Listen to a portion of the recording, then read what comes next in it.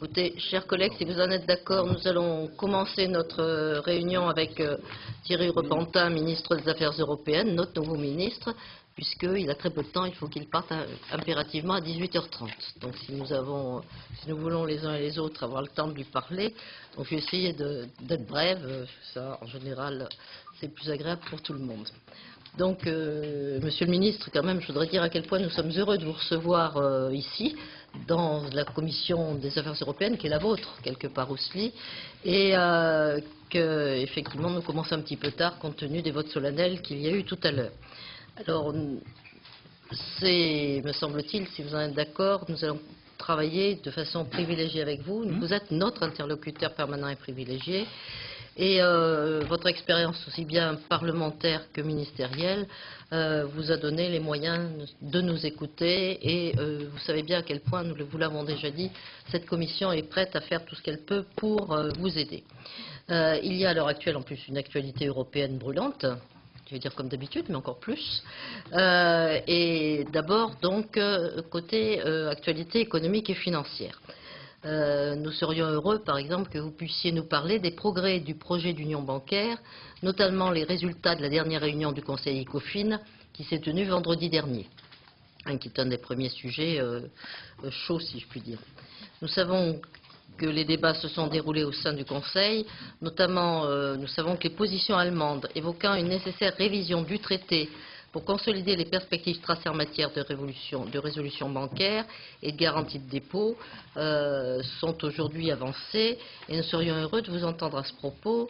Moi, je suis un tout petit peu interrogative là-dessus parce que si les Allemands veulent commencer à ouvrir une révision du traité, vous voyez bien, c'est la porte ouverte à un paquet de révisions et à une remise en cause sans doute de Lisbonne tout ou partie. Dans le même esprit, pouvez-vous nous dire où en sont les États en grande difficulté, la Grèce, l'Irlande, le Portugal, quant à leur plan de redressement, sachant aussi que nous avons des informations sur la situation intérieure de ces pays, qui est une situation, me semble-t-il, de plus en plus dégradée. Je ne prendrai comme exemple que la Grèce, où non seulement la grande misère progresse, mais où en même temps il y a à l'heure actuelle dénonciation de pratiques de torture qu'on n'avait pas vues depuis 1967, ce qui est quand même un petit peu embêtant, plus la montée des hautes de ré. Donc, est-ce qu'il y a des perspectives d'espoir pour ces pays? Quelle sortie de crise envisager? Même si toutes les réponses, vous ne les avez pas dans l'immédiat, Monsieur le Ministre, parce que la question est compliquée, je crois que nous aurons à dialoguer sans doute sur la situation de ces États. Par ailleurs, nous serions heureux de vous entendre sur les préparations du Conseil du 22 mai, là c'est plus immédiat, qui doit traiter prioritairement de la lutte contre l'évasion fiscale, d'une part, et de la politique énergétique, d'autre part, deux sujets essentiels. Sur l'évasion fiscale, nous avons noté l'évolution positive de la position du Luxembourg, mais les rétictions réaffirmées de l'Autriche à abandonner le secret bancaire. Pouvez-vous, Monsieur le Ministre, nous faire un point sur ce sujet sensible, sur lesquels il semble enfin possible d'avancer au niveau de l'Union? Quelles sont les positions actuelles de nos partenaires européens? Moi, je me permets de rappeler à mes collègues que dans les grands paradis fiscaux, il y en a un qui s'appelle la City aussi, dont on ne parle pas souvent. Il y a tout ce sujet-là. Je serais heureuse aussi que vous puissiez nous indiquer comment le gouvernement entend faire progresser la question centrale de l'harmonisation fiscale, en particulier les discussions sur ce sujet avec nos partenaires allemands. Je souhaiterais par ailleurs que vous puissiez nous dire, comme vous voyez la suite des discussions avec le Parlement européen, sur la question du cadre financier pluriannuel, puisque ça c'est relativement immédiat, et que nous sommes dans une situation qui, me semble-t-il, n'est plus la même qu'avant. Au-delà de ces nombreux sujets d'actualité, je voudrais rapidement évoquer une dimension à plus long terme, qui me semble tout aussi cruciale. Comment envisagez-vous, Monsieur le Ministre, plus largement, la relance de la construction européenne? En effet, si on ne peut contester que l'Europe soit trop souvent un bouc émissaire commode pour les uns et pour les autres, il est également clair que l'Europe est en panne de sens, voire même de légitimité. Donc l'Union manque avant tout, c'est d'une nouvelle ambition politique, un grand projet, il va y avoir des élections européennes. Est-ce que vous avez là aussi commencé à dialoguer avec vos collègues sur ces échéances et sur l'ambition qui pourrait les sous-tendre? Nous avons auditionné récemment Serge Guillon, secrétaire général aux affaires européennes, qui a souligné fortement devant nous la nécessité de redonner du souffle à une vision stratégique de l'Europe, nourrie, je le cite, de volonté, solidarité et légitimité. Donc, pour ne pas se laisser étouffer par les exigences du court terme, alors vous qui vous trouvez dans la situation ô combien privilégiée mais difficile, à la fois du pompier et de l'architecte, je suppose que vous avez une vision sur ces sujets-là. Il nous semble que le rôle d'architecte est un peu délaissé. Qu'en pensez-vous, Monsieur le Ministre? Et enfin, dernier point, je terminerai en citant Jacques Delors, que nous avons également auditionné il y a quelques mois. La question fondamentale de la souveraineté et de la souveraineté partagée est-elle aussi une question que nous pouvons relancer, puisque, quoi qu'il arrive, la France doit en finir avec ce qu'on a appelé le credo nominaliste, avec pas de transfert de souveraineté, puisqu'on sait bien qu'il y a des transferts implicites avec, par exemple, la mise en œuvre du Tupac, qui vient de commencer et qui ôte une partie de son pouvoir, notamment en matière budgétaire. Donc ces transferts explicites de souveraineté et donc davantage de souveraineté partagée permettraient peut-être d'avoir une Europe plus claire. Qu'en pensez-vous, Monsieur le Ministre? Voilà, je ne vais pas être plus longue. Nous allons vous écouter attentivement et je pense qu'il va y avoir un petit paquet d'autres questions après. Voilà, merci à vous. Bien, Madame la Présidente, merci pour la possibilité de pouvoir échanger peut-être la première fois dans cette instance, même si j'ai eu la chance de débattre devant vous à 2 occasions, quelques jours après ma nomination sur un débat dans l'hémicycle à votre initiative sur la question de l'emploi des jeunes dans l'Union, et puis sur un autre sujet plus ponctuel qui était le débat sur le mode d'élection de vos collègues europarlementaires il y a quelques jours, où j'ai eu cette chance d'être dans l'hémicycle pour porter la position du gouvernement. Je suis aussi ravi d'être devant vous le lendemain de mon déplacement dans la capitale européenne législative et citoyenne qu'est Strasbourg, et qui devra le demeurer dans les temps qui viennent, pour échanger avec vous. Alors peut-être, comme c'est première fois que nous voyons, vous dire un petit peu comment je vois les choses, et je répondrai précisément à vos premières interpellations, Madame la Présidente, et évidemment à d'autres questions qui pourraient se faire jour. Déjà que vous dire qu'évidemment on est dans un contexte de crise à l'échelle de l'Union qui effectivement sans doute va me faire apparaître plus souvent comme pompier qu'architecte, au moins dans l'immédiat, mais dans l'urgence. C'est aussi la position d'un pompier, mais néanmoins architecte, qui porte peut-être la parole d'une réorientation de la construction européenne, comme le faisait mon prédécesseur, avec évidemment un cap tracé par le président de la République, car nous sommes tous conscients que l'Union traversant une période, une crise économique difficile, cela a des conséquences majeures évidemment sur la vie de nos concitoyens. Je parle évidemment du chômage, mais aussi avec des traductions que sont des populismes naissants, qui ont des traductions sous différentes réalités, pas très loin de chez nous, avec le phénomène Grillo, sur les inquiétudes que porte le gouvernement finlandais, sur l'émergence du parti des vrais Finlandais, sur des initiatives qui interpellent les démocrates, sur des lois constitutionnelles en Hongrie qui ne sont pas complètement dans l'esprit, je veux dire ça comme ça, des traités de l'Union, y compris de chefs de gouvernement qui brandissent l'arme du référendum pour savoir si les populations n'ont pas à dire si oui ou non leur pays doit rester dans l'Union. Bref, c'est aussi des résurgences et des expressions de la crise, et je ne citerai aucun responsable politique français parce que la palette serait finalement assez large, mais y compris d'expressions assez récentes à l'égard de l'Europe qui ne sont pas compréhensibles, sauf effectivement à chercher à l'extérieur le bouc émissaire de difficultés nationales, ou en visant l'Europe, en fait, on cherche à contourner ce qu'on vise directement sur le territoire national. Chacun comprendra qui y a derrière ces expressions, ces personnages, mais il faut prendre garde à un an d'une élection de ne pas donner des arguments qui fassent que les partis démocrates constatent le 25 mai 2014 qu'ils sont les grands perdants d'une stratégie de délitement du lien d'Europe, qu'ils auront contribué eux-mêmes par des déclarations ciblant l'Europe, qu'ils auront donc eux-mêmes contribué à faire ainsi.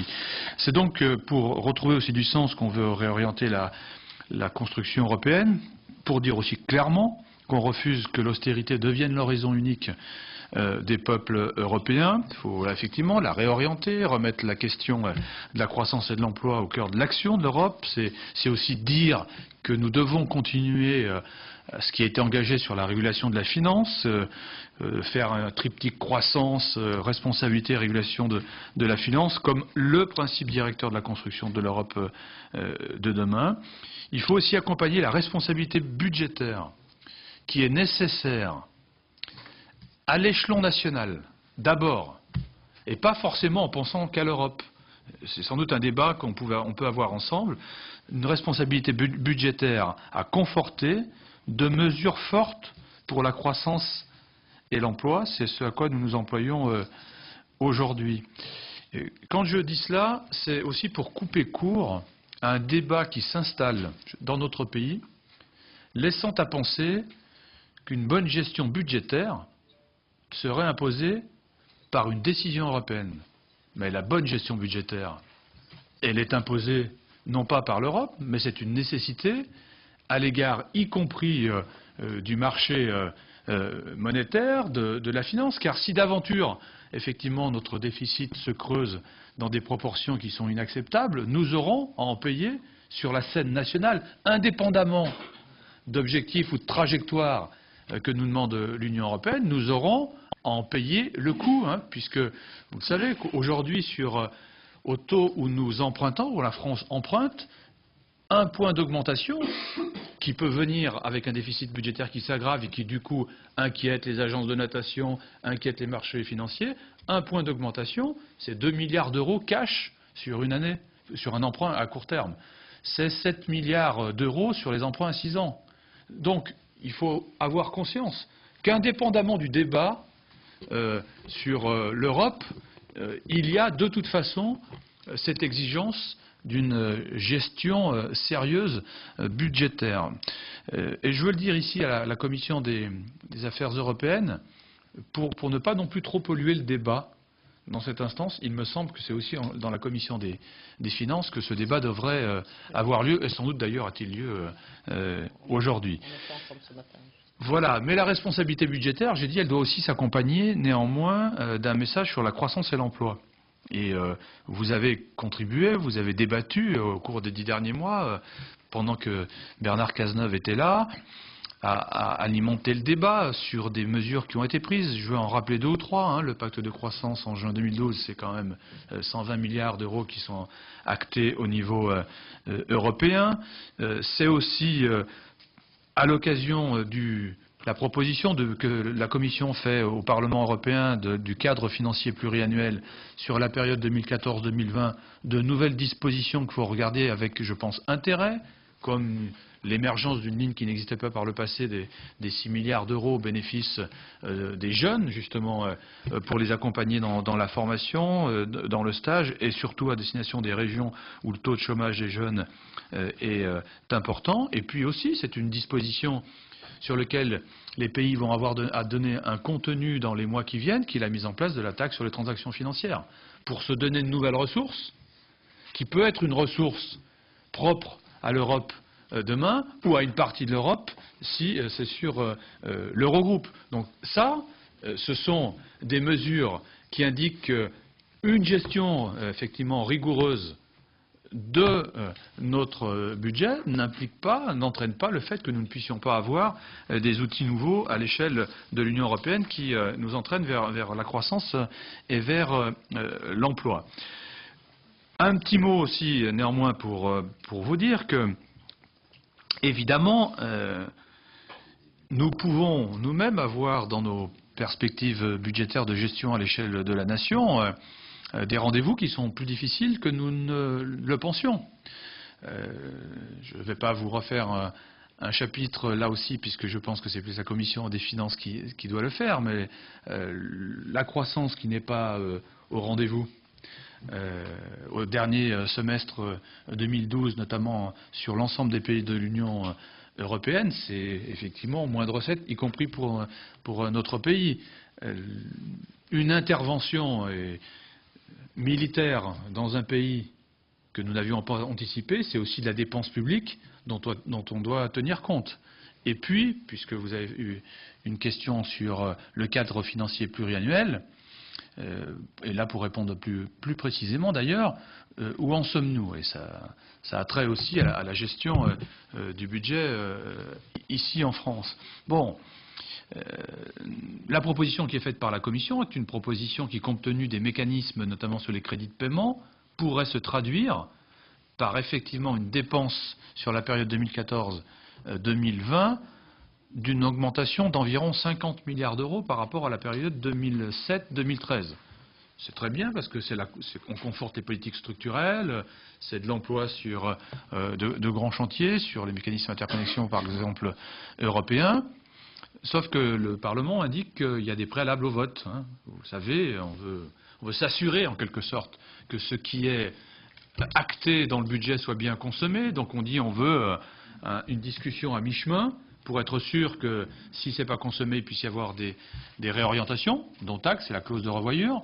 La deuxième condition, c'est la flexibilité entre les rubriques. La flexibilité d'une année à l'autre, là aussi, pour s'assurer que le budget soit complètement consommé.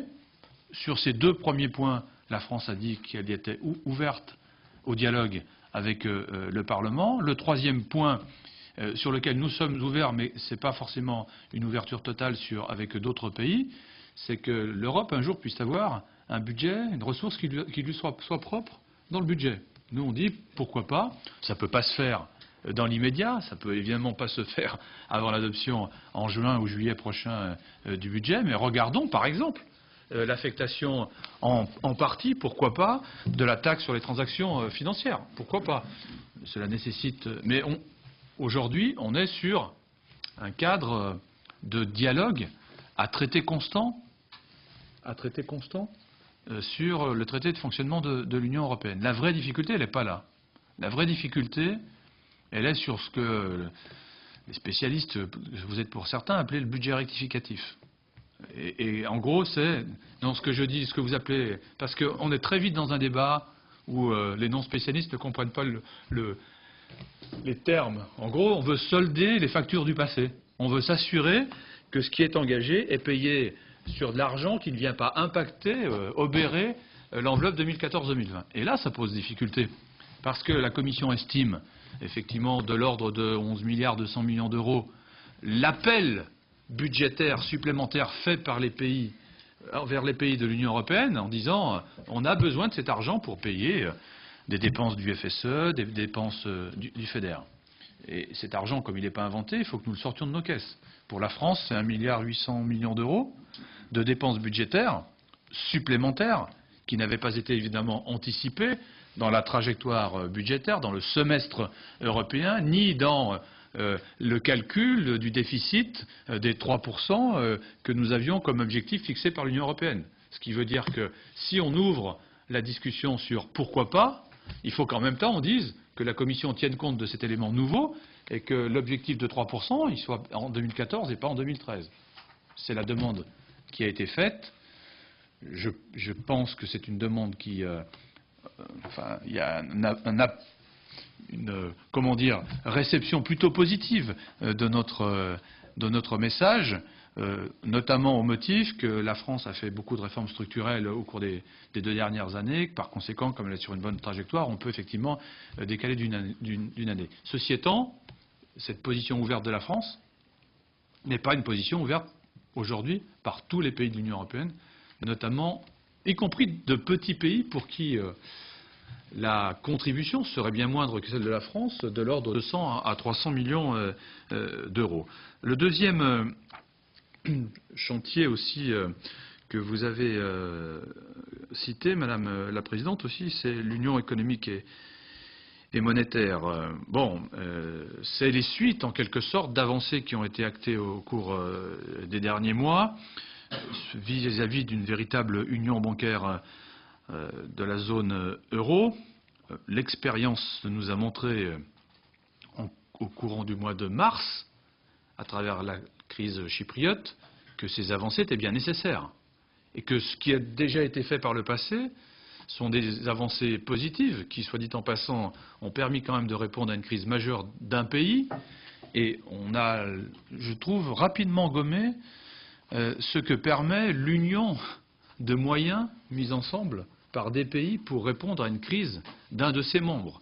Et je regrette qu'on ait eu d'ailleurs qu'une vision assez négative dans l'opinion publique, dans les communications qui ont été faites, alors même que c'était la preuve aussi d'un fonctionnement au moins de réponse à une crise.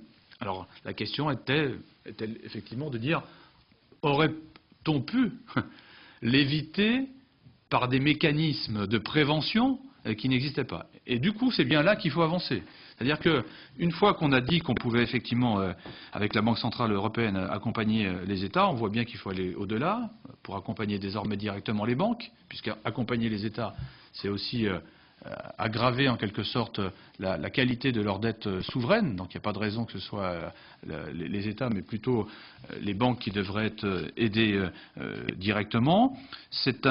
On se dirige effectivement vers un accord de récapitalisation directe des banques que nous défendons la France. Et d'ailleurs, il se trouve que le Coreper se réunit aujourd'hui sur cette question pour trouver un accord des modalités de l'intervention directe auprès des banques. Mais en même temps, parce qu'il faut toujours avoir dans le viseur politique à la fois une avancée sur les outils économiques, il faut aussi avoir une avancée perceptible par nos concitoyens européens, que ce qui est produit par l'Europe donne aussi de la perspective politique. Et donc, c'est très bien d'avancer sur la sécurisation des banques, mais il faut en même temps trouver des solutions pour sécuriser les clients, entre guillemets, des banques, c'est-à-dire les épargnants, pour être sûr qu'on mette en place aussi des mécanismes qui protègent leur épargne, en même temps qu'on ait des mécanismes qui dissuadent la spéculation, et qu'on s'assure finalement, à travers la supervision bancaire, que l'argent est effectivement utilisé pour de l'économie réelle et non plus pour de la spéculation financière. Ce sont des chantiers qui sont aujourd'hui en cours, comme vous le savez. À l'occasion de mon déplacement, de plusieurs déplacements, et notamment d'un que j'ai fait pendant 2 jours au Parlement européen, on a aussi beaucoup parlé de la lutte contre la fraude et l'évasion fiscale. C'est un des sujets que vous avez abordé. Pourquoi autant en ce moment? On se le demande. Mais à toute chose, malheur est bon. Et sans doute, les efforts qui ont été engagés à l'initiative de la France, il faut le dire, depuis novembre dernier à l'égard des pays de l'Union au sein du Conseil, pour effectivement mettre en place des mécanismes de transparence partagés, sans barrière, au sein des membres des pays de l'Union, sur lesquels nous avions eu quelques avancées, va sans doute connaître des ouvertures qui n'auraient pas pu avoir lieu sans une prise de conscience que vraiment ça suffisait.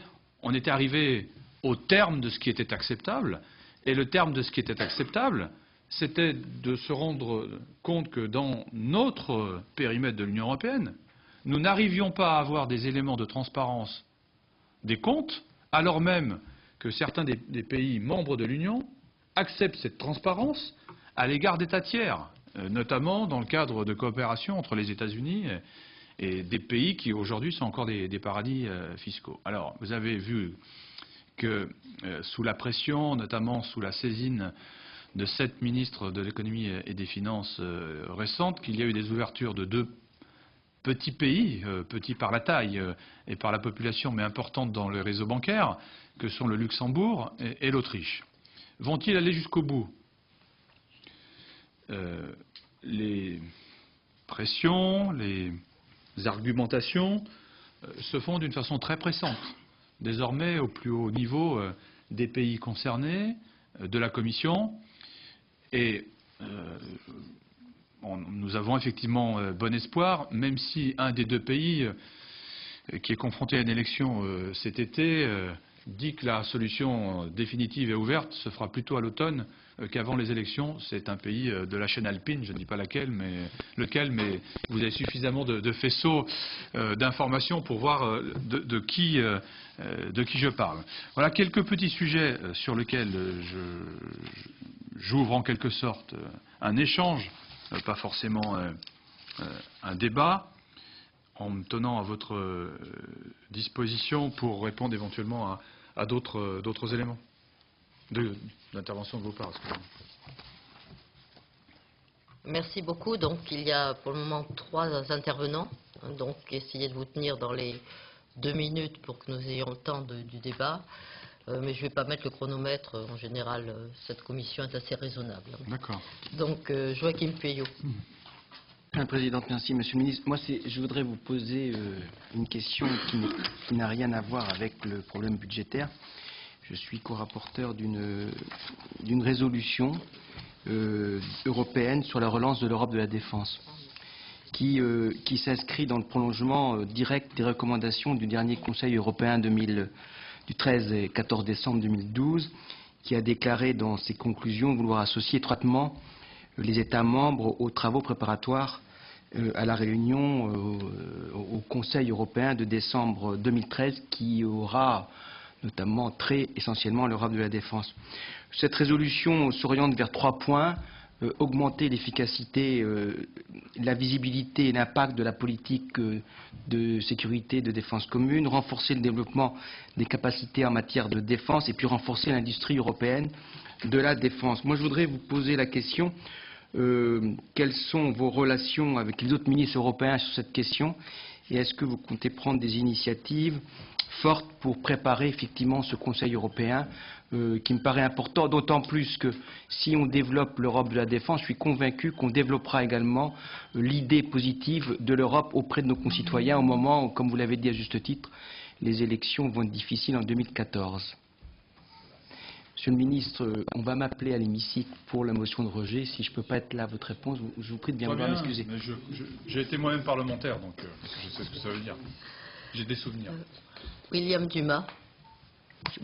Merci Madame la Présidente. Monsieur le Ministre, je crois que vous avez déjà répondu à certaines questions que vous avez posées à la Présidente. Personnellement, j'ai 2 ou 3 questions à vous poser. La première concerne la protection des consommateurs. Je voudrais savoir où en est-on en ce qui concerne l'étiquetage des produits provenant des colonies israéliennes, comme l'ont déjà fait certains pays. Ma deuxième question, elle concerne les GAEC, les groupements agricoles d'exploitation en commun. En effet, dans une décision en date du 14 mars 2013, la Cour de justice de l'Union européenne a conclu à l'illégalité de la transparence des GAEC. Pourtant, cette exception française, depuis 1992, était reconnue par la Commission européenne dans la pratique. Cette décision ne risque-t-elle pas de provoquer des contentieux qui viseraient directement la France et les GAES, puisqu'ils font l'objet dans notre pays d'aucun texte en droit. Et ma troisième question, le 20 mars dernier, les membres de la Commission environnement ont soutenu une majorité écrasante, 58 voix contre 1, la proposition de la Commission européenne sur la pêche profonde. Quelles vont être les actions que vous allez mener en la matière? Merci. Merci Estelle Grelier. Oui, Monsieur le Ministre, merci de vos explications et merci d'être là. Moi, je suis d'accord avec l'analyse qui consiste à dire qu'il faut que les partis démocrates se méfient de la manière dont ils parlent eux-mêmes de l'Europe. Ça ne nous empêche pas les uns et les autres de regarder les choses en face et sur un certain nombre de sujets. Je préfère attirer votre attention. S'agissant du cadre financier pluriannuel, il y a déjà un vrai sujet. C'est un cadre financier qui est décidé aujourd'hui à une échéance qui va en 2020 et on peut considérer que pour les uns et les autres, vous, moi, être allés aux élections, avoir un projet sans avoir la main sur son budget, c'est quelque chose qui au plan démocratique est un problème et c'est vrai que la clause de révision à mi-parcours me semble être un peu éloignée par rapport à l'échéance de 2014. Donc là-dessus, je voudrais recueillir votre point de vue. Un certain nombre d'eurodéputés demandent à ce que cette clause de révision soit un peu anticipée au début de l'année 2015 pour permettre justement d'avoir une meilleure lisibilité. Vous avez vous-même rappelé que le Parlement européen, comme à son habitude, j'ai été quelques années membre de sa commission des budgets, tape à côté de ses compétences. C'est-à-dire que le Parlement européen dit voilà, nous adopterons le CFP tout et autant qu'il y ait flexibilité à l'intérieur des plafonds entre les années, ce qui n'est pas de la responsabilité directe des eurodéputés, qu'il y ait la mise en place d'un système de ressources propres. On sait qu'en matière de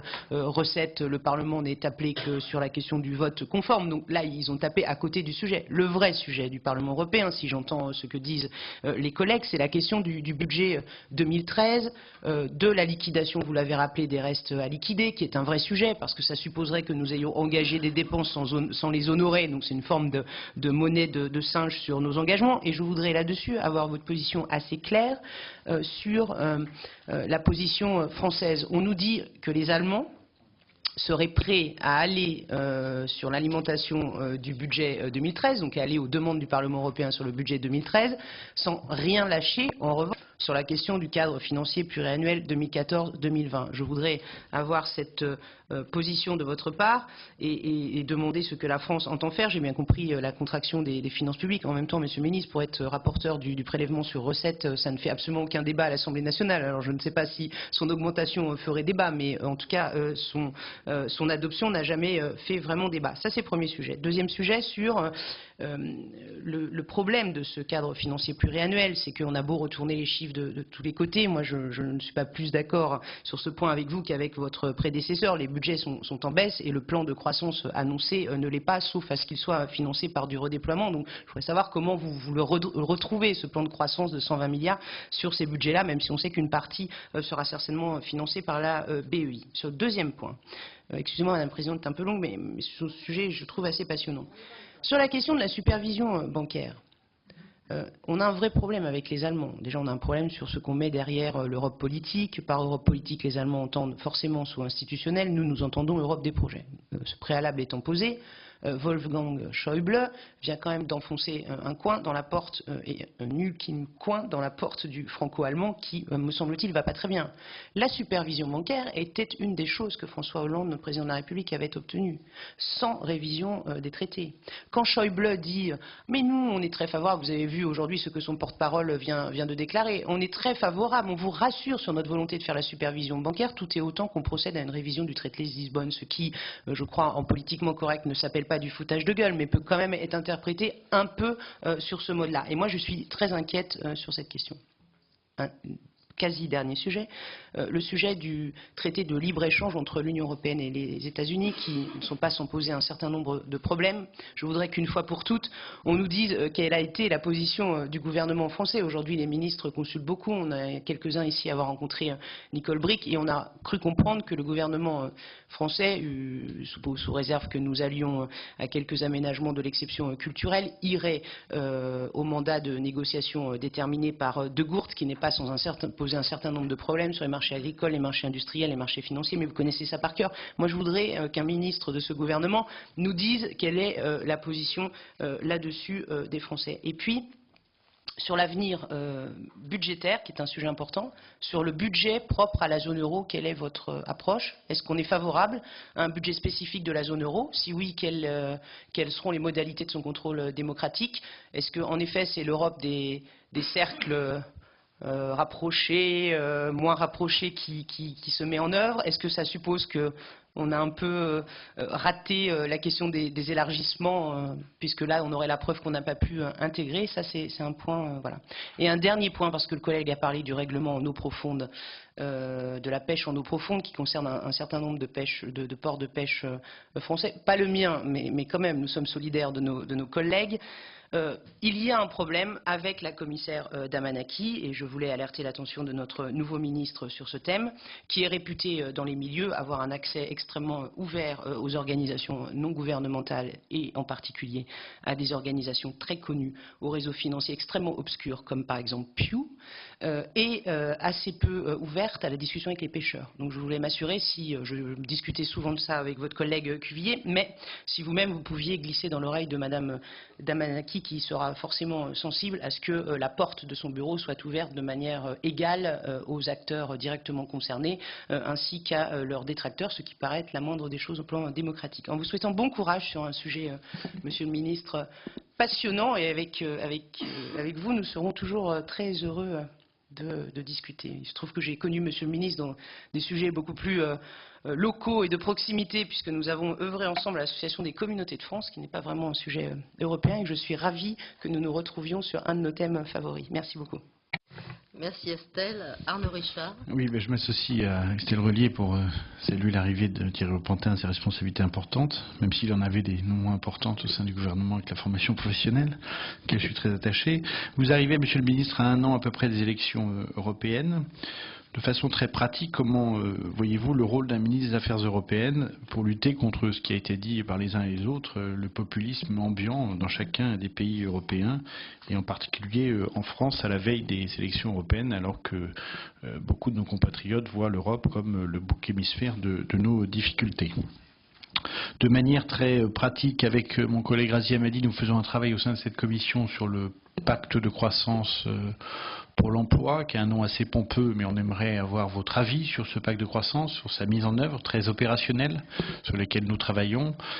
Comment percevez-vous la consommation, Estelle Relier l'a dit, des queues de crédit, en particulier sur les fonds de cohésion, qui est un des gros sujets et un des trois enjeux de ce pacte de croissance, au-delà de l'augmentation du capital de la BEI.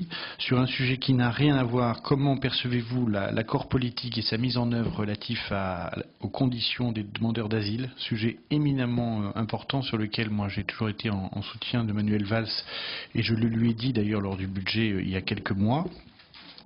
Nous allons évoquer tout à l'heure les farines animales. Comment voyez-vous la position de la France qui s'était opposée à la décision du comité permanent de la chaîne alimentaire et de la santé animale en juillet dernier? Comment vous, membres du gouvernement français, voyez-vous ce sujet dans les mois à venir? Et puis sur le budget, beaucoup a été dit, donc je ne reviendrai pas dessus. Je partage la plupart des choses qui ont été dites. Juste un mot, la contribution au budget européen de la France et de l'Italie, sauf erreur de ma part, est proportionnellement supérieure à celle de l'Allemagne du fait des différents rabais. Comment vous imaginez qu'on puisse continuer sur un sujet comme ça? Et pour continuer sur l'Allemagne, quel regard avez-vous sur le couple franco-allemand et sur les rapports entre nos deux pays? Merci. Merci. Alors, je vais rajouter, moi, une toute petite question, puisque c'est vrai que vous n'avez pas encore tout à fait la coupe pleine, je l'espère, Monsieur le Ministre, qui est justement sur la logique qui a un petit peu développée Estelle Grelier aussi, qui est à partir du moment où on est sur une réflexion autour de ressources propres de l'Union européenne, la taxe sur les transactions financières étant un petit peu le premier maillon de la chaîne, si je puis dire. Effectivement, non seulement quelle pourrait être sa forme de contrôle démocratique. Vous savez, Monsieur le Ministre, nous nous battons quelques-uns autour de la référence à l'article 13 du TSCG pour essayer d'avoir déjà sur le semestre européen un petit peu plus de dialogue entre parlementaires, si je puis m'exprimer ainsi. Mais au-delà de cela, sur cette attribution de la taxe sur les transactions financières, dont on voit bien, j'allais dire, qu'aujourd'hui, elle est une toute petite contribution, mais à laquelle on peut faire jouer beaucoup de rôles. Et en particulier, moi je suis d'une période au Parlement européen où on se battait sur ce qu'on appelait alors la taxe Tobin pour que ce soit lié au développement, pour que ce soit une aide au développement, que les flux financiers reconnaissent cela. Aujourd'hui, on a l'impression que la taxe sur les transactions financières qui se met en place sera plutôt parce qu'il y a urgence dans l'Union européenne pour des aides plus spécifiques aux États, mais ne faudrait-il pas quand même garantir un minimum du côté de l'aide au développement. Sinon, une fois de plus, on dit aux pays du Sud, regardez, vous avez le droit de rester à la porte pendant que nous, on essaie de sauver les meubles. Ce qui est toujours un petit peu compliqué. Et au-delà de cela, est-ce qu'on peut réfléchir, c'est une des choses à laquelle notre commission va réfléchir assez rapidement maintenant, à d'autres formes de budget spécifiques, et en particulier au rôle que pourrait avoir, je vais reprendre le mot le plus classique parce que c'est celui qu'on a tous utilisé, une réflexion sur la taxe carbone aux frontières de l'Union européenne, qui nous paraîtrait avoir plus de sens que, effectivement, alors qu'en fait une contribution écologique aux frontières européennes, qui nous paraîtrait avoir plus de sens qu'aux frontières d'un seul État ou même de quelques États. Voilà ce que je voulais rajouter aux nombreuses questions que mes collègues vous ont soumises.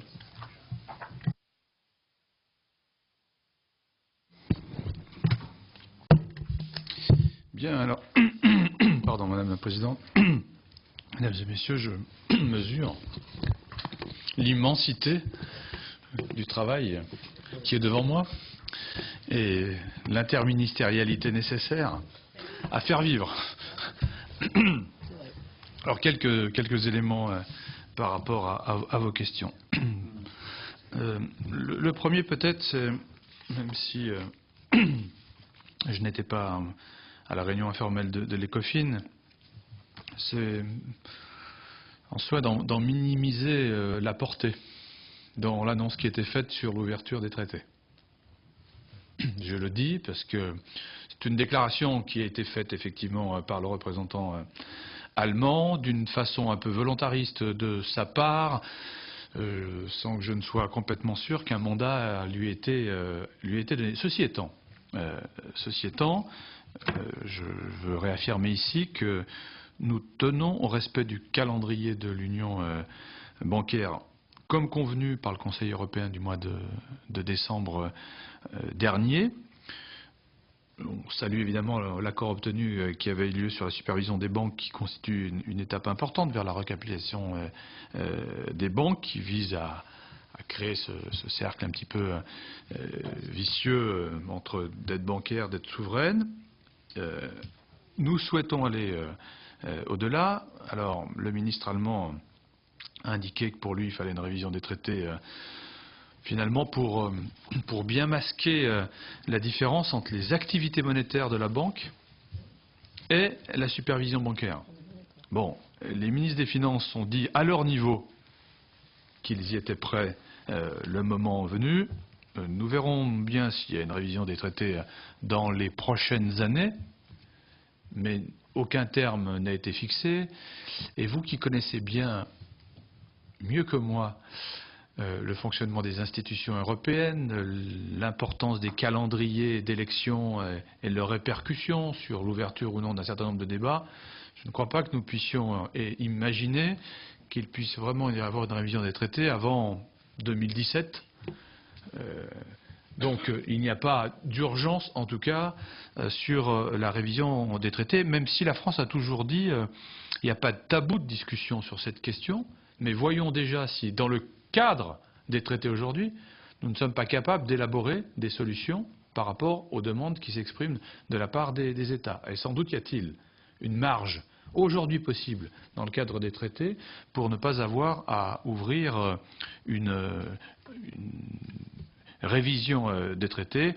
Ce n'est pas en tout cas une précondition à l'adoption des textes sur la supervision bancaire. D'ailleurs, l'ECOFIN informel a rappelé l'urgence à conduire ce dossier. Et s'il y a urgence à conduire un dossier, le mot même urgence est incompatible avec l'idée de révision, car il n'y aura pas de révision qui se fera dans l'urgence. Sur la préparation, alors peut-être pour continuer finalement vis-à-vis d'une question d'Estelle sur Grelier, pardon, sur mais je pourrais dire Arnaud aussi ou d'autres, hein, je m'excuse aussi. Je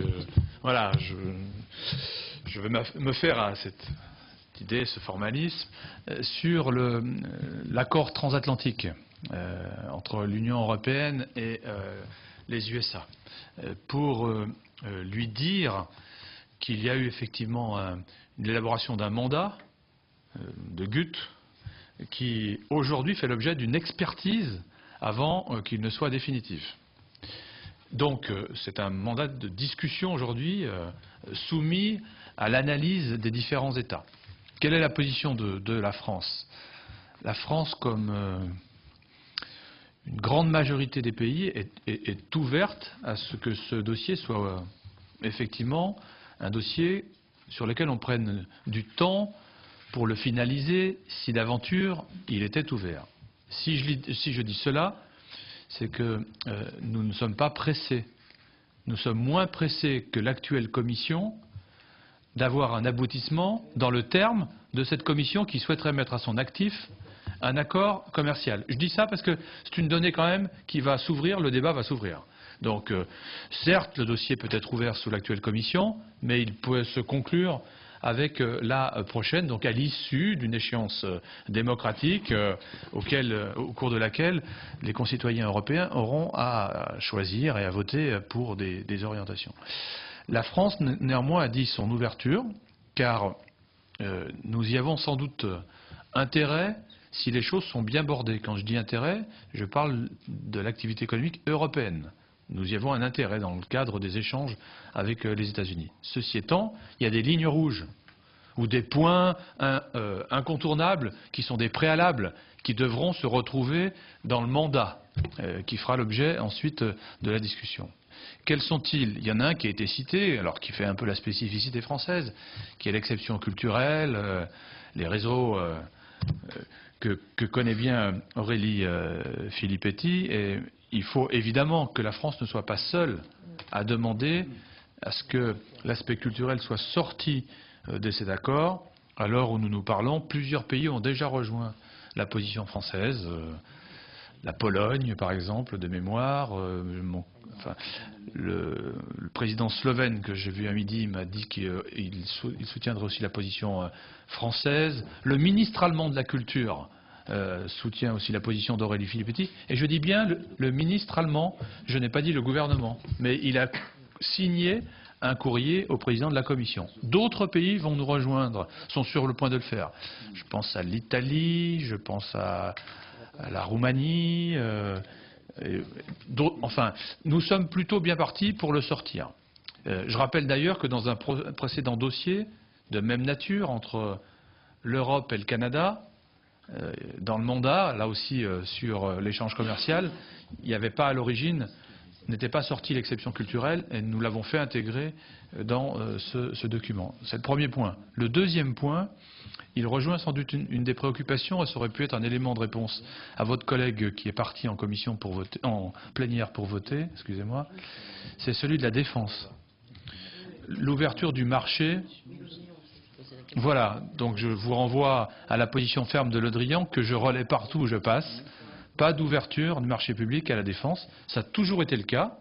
Donc nous souhaitons que les acquis ne soient pas remis en cause. Enfin, le troisième paquet, et Céline Grelier l'a évoqué, c'est celui qui viendrait à remettre en cause des choix culturels très forts, de protection aussi des consommateurs et d'une qualité de l'agriculture et de ses produits dérivés. Mon collègue et ami Stéphane Le Foll est en première ligne sur ce dossier. Nous nous sommes vus ce matin. Il estime qu'on peut ouvrir les discussions à partir du moment où effectivement cette parole et cette demande française soit une des trois lignes rouges qui ne soit pas dans le mandat de négociation. Voilà.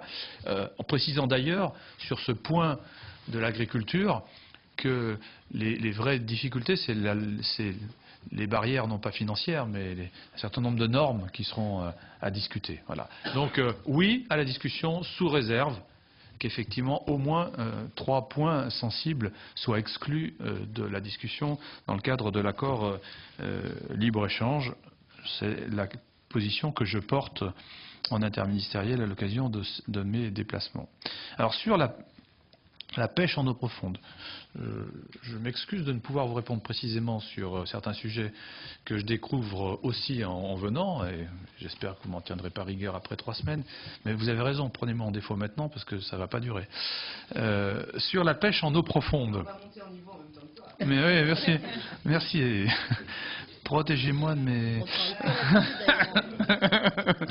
Sur la pêche en eau profonde, bon, la Commission a fait l'été dernier une proposition sur la pêche en eau profonde, malgré le souhait de la France qu'elle ne l'adopte pas. Donc la France et d'ailleurs dans une moindre mesure l'Espagne sont les seuls États membres à avoir cette pratique, en quelque sorte, cette position. Le vote en commission économie sur un tel sujet, environnement, pardon, oui, c'est de la commission, n'est pas représentatif du vote du Parlement européen.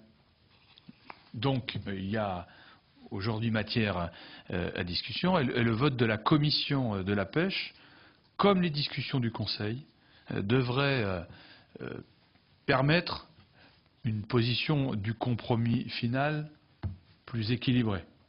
Donc les discussions se poursuivent, vous le direz à votre collègue qui lui aussi, j'imagine, est parti par l'appel, non pas du large, mais l'appel du vote. Oui. Mais parfois, certains votes sont pas Sur peut-être un mot aussi sur Portugal, Irlande, Grèce, hein, qui est une question qui a été posée. Ils connaissent bien sûr toujours des difficultés, hein, mais les choses néanmoins ont avancé très positivement. Sur la Grèce, les réformes sont effectivement aujourd'hui à l'œuvre.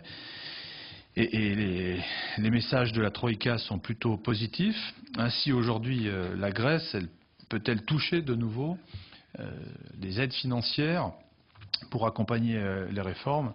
Et le risque de la zone euro est aujourd'hui bien écarté à l'égard de ce pays. En tout cas, c'est cette analyse. Sur le Portugal et l'Irlande, pour avoir rencontré quelqu'un d'ailleurs d'Irlande il y a quelques jours, ils ont fait quand même énormément d'efforts depuis cette aide de mémoire de 85 milliards d'euros, le plan qui a été apporté en 2010, hein, dont 67 milliards de mémoire apportés par l'Europe à l'époque. Et ils commencent d'ailleurs peu à peu à retrouver de la lisibilité sur les marchés financiers, puisqu'ils ont émis un emprunt de 5 milliards d'euros il y a une dizaine de jours de mémoire, ce qui est le premier, ce qui veut dire que de nouveau les marchés financiers vis-à-vis de l'Irlande conviennent que ce pays est sur la bonne trajectoire. C'est plutôt bon signe, et un accord est intervenu d'ailleurs lors de l'informel ECOFIN du 5 avril pour étaler le remboursement des prêts qui restaient à payer sur ces pays. Il reste néanmoins que ces pays ont besoin de retrouver également le chemin de la croissance, et c'est pour ça que le vent de France, enfin venant de France, l'Union européenne doit mobiliser tous les instruments de politique à cette fin, ce qui me fait penser à la question sur le pacte de croissance et ses 120 milliards d'euros.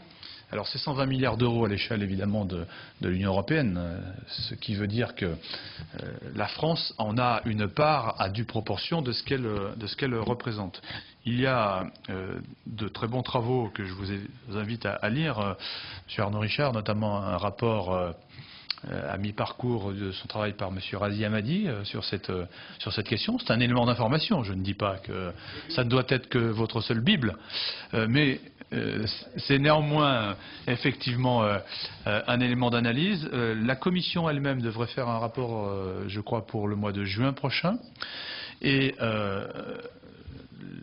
la France devrait récupérer sur ces 120 milliards de l'ordre de 2 milliards 100 millions d'euros en fonds structurels. J'étais d'ailleurs en visite la semaine dernière sur un des sites qui a fait l'objet d'une affectation budgétaire du pacte de relance. C'était à Poitiers, sur travaux du viaduc des Rocs qui traverse la ville, pour permettre à votre collègue, M. Alain Claes, de mettre en place un service de bus à haut niveau de service. Ce projet est l'un des tout premiers qui a été financé sur l'enveloppe fonds structurels sur les 2 milliards 100.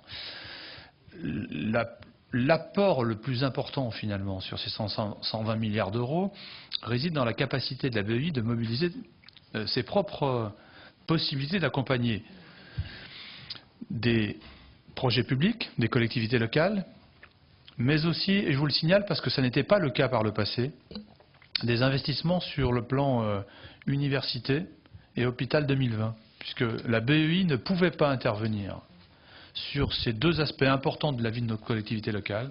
Et dans le cadre du pacte de relance, il a été décidé d'ouvrir le financement de la BEI aux hôpitaux.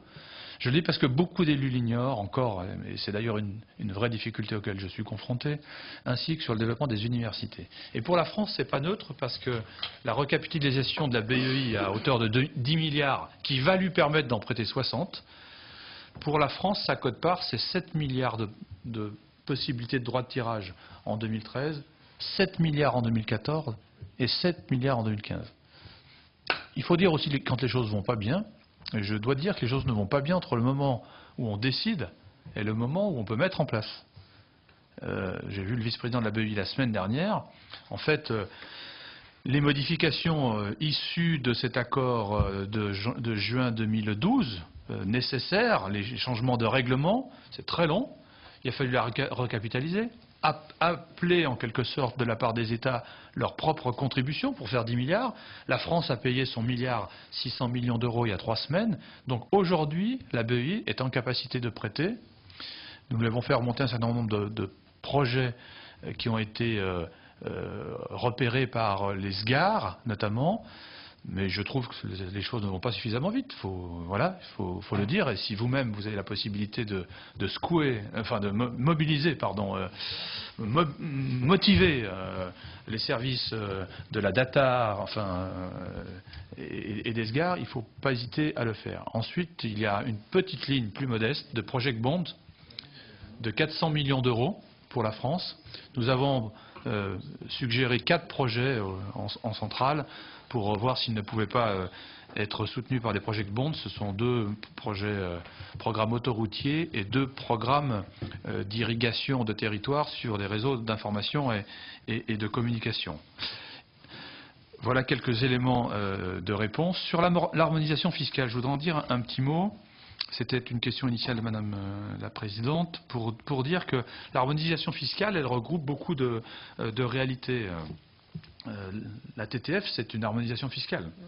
Il faut la prendre en tant que telle, avec le rapprochement des législations de 11 États membres sur un sujet qui est transnational par nature. Donc on va vers l'harmonisation. Et je dois dire aussi qu'après avoir fait déjà quelques petites pérégrinations dans différents pays de l'Union, y compris pour certains qui n'ont pas adopté spontanément l'idée de la TTF, que beaucoup néanmoins de ces pays qui ont dit non me disent en aparté non, pas tout de suite. Ne nous tenez pas éloignés des discussions que vous allez avoir entre vous pour sa mise en place, car c'est un sujet qui peut à terme aussi nous intéresser, mais pour des raisons d'opinion publique, pour des raisons aussi quelquefois de lobbying de pans de l'activité, je pense à des activités notamment bancaires. Certains gouvernements ont renoncé à une solution à laquelle ils pourraient néanmoins se raccrocher à terme. C'est aussi tout le travail qui est en cours, Madame la Présidente, sur l'harmonisation de l'assiette de l'IS, où peu à peu on voit effectivement que sous l'impulsion de la Commission, il y a un rapprochement des taux sur l'IS. Ça a d'ailleurs été le cas à l'occasion de la crise chypriote pour nos amis de Chypre. Et il y a notamment sur ce sujet un travail franco-allemand qui avance beaucoup. Et vous y serez sensible, il y a aussi un travail qui est engagé sur la fiscalité de l'énergie, où nous exigeons l'inclusion de la taxation de CO2. C'est une vraie piste de travail dans les années qui arrivent. Je regrette d'ailleurs que hier le Parlement, à peu de voix, n'ait pas adopté un texte qui était quand même assez intéressant sur, je suis obligé d'employer le mot, de backloading, qui aurait été un signe effectivement important pour conforter le prix de la tonne de CO2. Ce texte, pour des raisons d'ailleurs contradictoires d'une partie des europarlementaires en disant nous n'allons pas assez loin dans la fiscalité de l'écologie, donc on ne vous rejoint pas, et une autre partie en disant c'est une fiscalité trop lourde pour les entreprises.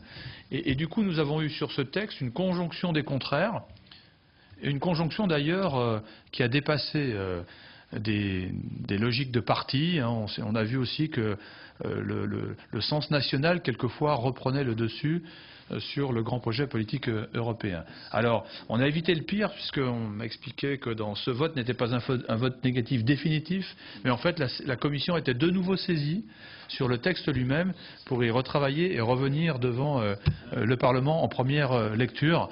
Donc, j'y vois quand même un signe de maturité des parlementaires de ne pas rejeter complètement ce sujet sur la taxation du CO2, mais soit dit en passant, moi j'avais rencontré beaucoup de chefs d'entreprise françaises qui souhaitaient que le prix de la tonne de CO2 soit suffisamment élevé pour qu'effectivement il y ait une incitation à des investissements sur la protection, le développement durable, la protection de la planète. Car si le niveau de CO2, le prix est bas, évidemment, ce n'est pas incitatif.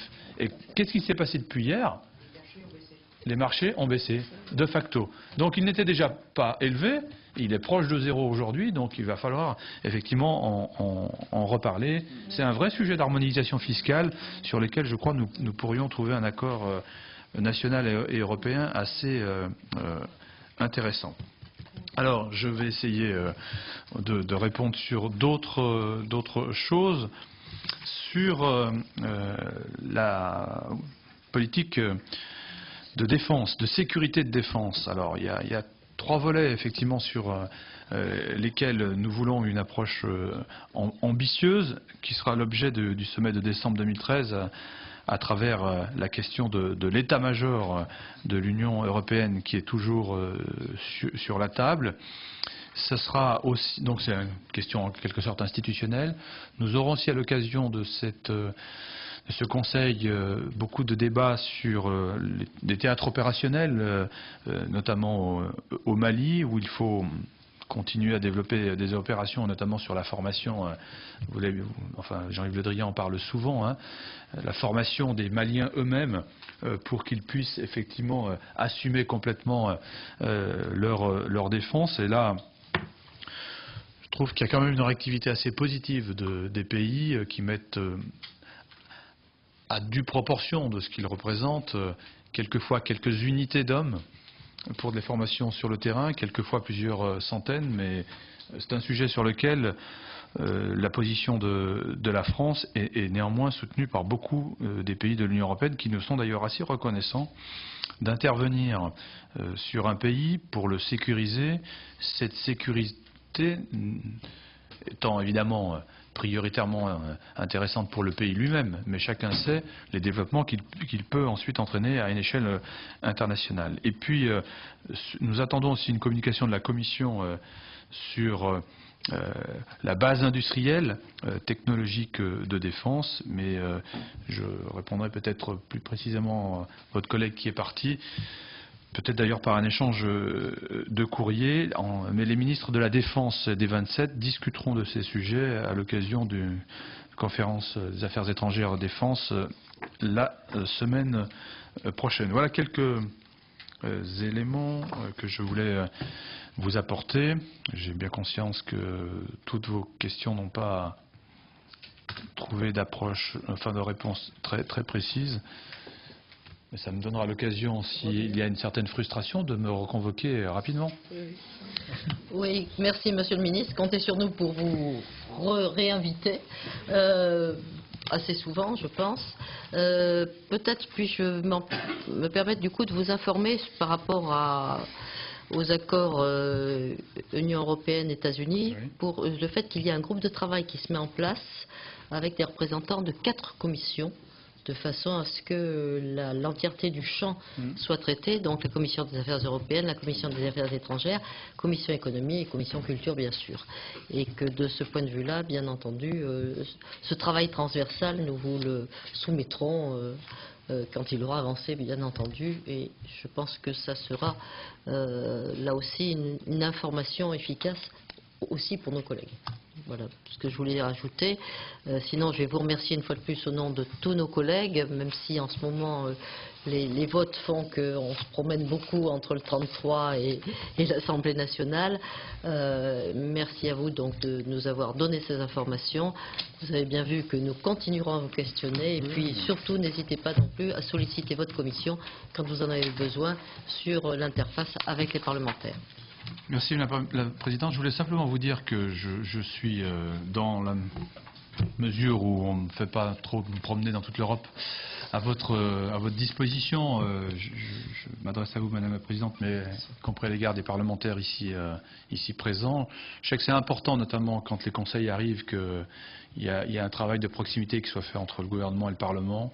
C'est pas toujours facile car nous avons nous-mêmes à gérer des arbitrages au dernier moment entre les différents pays, mais je vous dis en tout cas ma bonne volonté pour être au moins aussi réactif et pertinent que l'était mon prédécesseur Bernard Cazeneuve, dont je compte bien que là où il puisse toujours avoir un intérêt dans les arbitrages interministériels et budgétaires pour la cause européenne. Et merci de m'avoir effectivement permis de me libérer pour 18h30 pour recevoir le président slovène. Voilà,